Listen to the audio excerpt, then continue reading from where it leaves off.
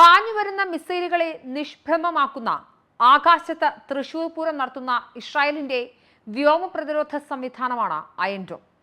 ഇതിന് സമാനമായി ഇന്ത്യക്ക് വ്യോമ പ്രതിരോധം ശക്തമാക്കാൻ പ്രധാനമന്ത്രി നരേന്ദ്രമോദി ഇന്നലെ ഓഗസ്റ്റ് 15 ഇന്ത്യയുടെ സ്വാതന്ത്ര്യദിന ആഘോഷത്തിൽ ചെങ്കോട്ടയിൽ നിന്നും ഒരു മിഷൻ പ്രഖ്യാപിച്ചു.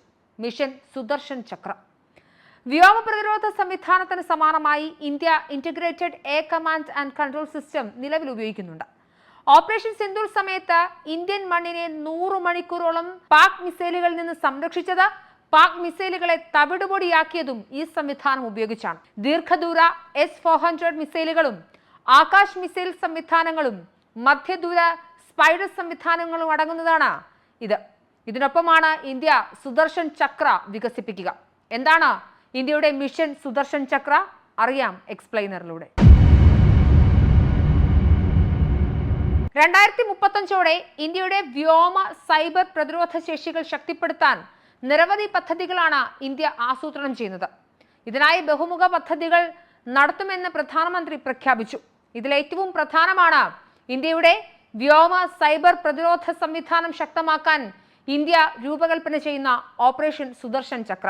ഇന്ത്യയുടെ തന്ത്രപ്രധാനമായ മേഖലകൾ, സൈനിക മേഖലകൾ, സിവിലിയൻ മേഖലകൾ, നിർണായകമായ അടിസ്ഥാന സൗകര്യങ്ങൾ എന്നിവ സംരക്ഷിക്കാൻ ലക്ഷ്യമിട്ടുള്ള മൾട്ടി ലയേർഡ് ഫ്രെയിംവർക്ക്, അതാണ് സുദർശൻ ചക്ര എന്നാണ് ഇന്ത്യൻ പ്രധാനമന്ത്രി നരേന്ദ്രമോദി ഇന്നലെ അതിനെ വിശേഷിപ്പിച്ചത്. മഹാവിഷ്ണുവിന്റെ പ്രധാന ആയുധങ്ങളിൽ ഒന്നാണ് സുദർശന ചക്ര.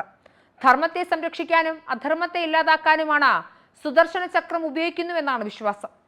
മഹാഭാരത യുദ്ധത്തിൽ കൗരവരുടെ സഹോദരി ദുശ്ശളയുടെ ഭർത്താവ് ജയദ്രഥനെ വധിക്കാൻ 13 ദിവസവും അർജുനന് കഴിഞ്ഞില്ല. കാരണം സൂര്യൻ അസ്തമിക്കുന്നത് വരെ പുറത്തിറങ്ങാതെ ഒളിച്ചിരിക്കുകയായിരുന്നു ജയദ്രഥൻ. എന്നാൽ 14-ാം ദിവസം അർജുനന്റെ സാരഥിയായ കൃഷ്ണൻ സുദർശന ചക്രം ഉപയോഗിച്ച് സൂര്യനെ മറിച്ചു. സൂര്യൻ അസ്തമിച്ചെന്ന് കരുതി ജയദ്രഥൻ പുറത്തെത്തിയതും കൃഷ്ണൻ ചക്രം മാറ്റുകയും അർജുനൻ ജയദ്രഥനെ വധിക്കുകയും ചെയ്തു. ഇതാണ് പുരാണ കഥ. ഇതിൽ നിന്നും പ്രചോദനം ഉൾക്കൊണ്ടാണ് ശത്രുക്കളിൽ നിന്നും സംരക്ഷണം എന്ന അർത്ഥത്തിൽ മിഷന് സുദർശന ചക്ര എന്ന പേര് നൽകിയത്. ഈ ദൗത്യത്തിന്റെ പ്രധാന സവിശേഷതകൾ നിരവധിയുണ്ട്. അവ പരിശോധിക്കേണ്ടതുണ്ട്. ഏറ്റവും പ്രധാനം നിർമ്മാണവും ഗവേഷണവും മുതൽ ഈ മിഷന്റെ സകല വികസനവും വിന്യാസവും വരെയുള്ള എല്ലാ ഘടകങ്ങളും പൂർണ്ണമായും ഇന്ത്യയിലാണ് നിർമ്മിക്കുക എന്നതാണ്.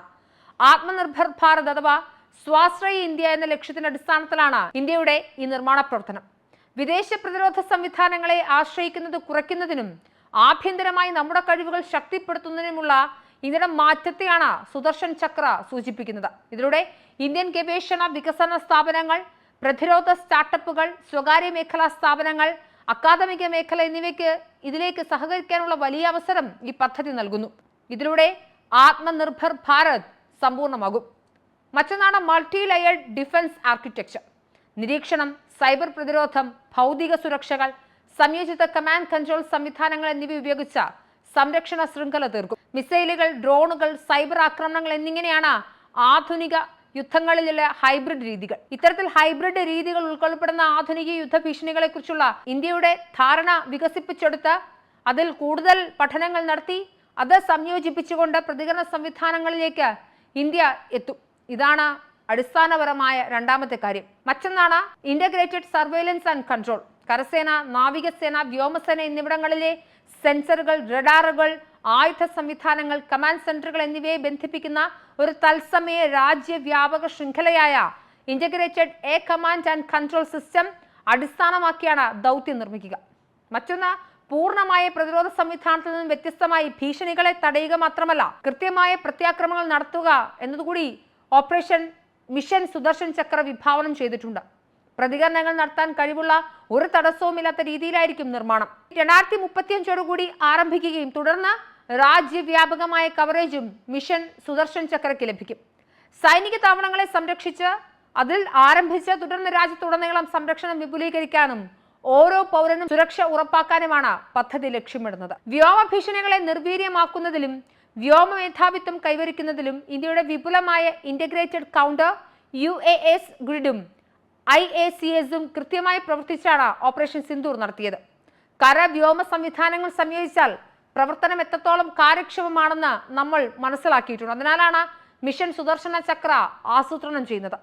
സൈനിക ആസ്തികൾ മാത്രമല്ല, സാധാരണക്കാരുടെ ജീവിതങ്ങളെയും അടിസ്ഥാന സൗകര്യങ്ങളെയും സംരക്ഷിക്കുന്ന സ്ഥിരമായ രാജ്യവ്യാപക കവചം സ്ഥാപിച്ചുകൊണ്ട് നമ്മൾ ഇനി മിഷൻ സുദർശന ചക്രയിലൂടെ നമ്മുടെ സുരക്ഷിതത്വം ഉറപ്പാക്കും. മൾട്ടി ലെയർ പ്രതിരോധം, സൈബർ സംരക്ഷണം, ആക്രമണാത്മക സ്ട്രൈക്ക് ഫോഴ്സ്, തന്ത്രപരമായ രീതികൾ, നിർണായകമായ പൊതു അടിസ്ഥാന സൗകര്യങ്ങളുടെ സംരക്ഷണം ഉൾപ്പെടെ രാജ്യവ്യാപകമായ കവറേജ്. ഇതാണ് മിഷൻ സുദർശന ചക്രയിലൂടെ നാം ലക്ഷ്യമാക്കുന്നത്. ഇന്ത്യയുടെ ധീരമായ മിഷനാണ് മിഷൻ സുദർശൻ ചക്ര. ഇസ്രായേലിന്റെ അയൺ ഡോം വ്യോമ പ്രതിരോധ സംവിധാനത്തെക്കാൾ നൂതനമായ സംവിധാനമാകും സുദർശൻ ചക്ര എന്നാണ് വിലയിരുത്തപ്പെടുന്നത്.